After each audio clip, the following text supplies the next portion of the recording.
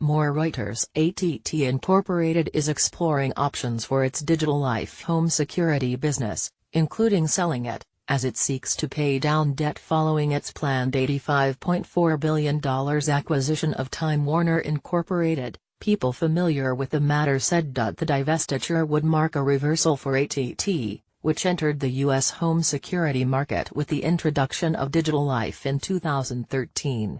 The service offers customers sensors and cameras so they can monitor their homes and pets on their phones. Digital Life accounted for a tiny fraction of AT&T's $163.8 billion in revenue in 2016.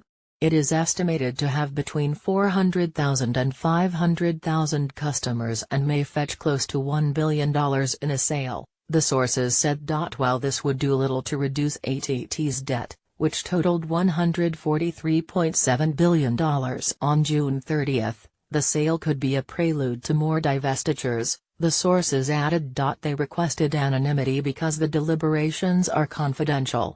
AT&T declined to comment. AT&T will carry an incredible debt load after the Time Warner deal closes, which is a risky proposition for a company with declining revenues, MoffettNathanson research analyst Craig Moffett said in an email. They will almost certainly have to find assets to sell to appease the bond rating agencies.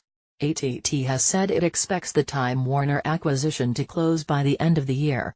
The deal is currently under antitrust review by the U.S. Department of Justice. Digital Life reaches 80 U.S. markets, including large cities such as Chicago and New York, but it has not matched the scale of U.S. cable company Comcast core rival service.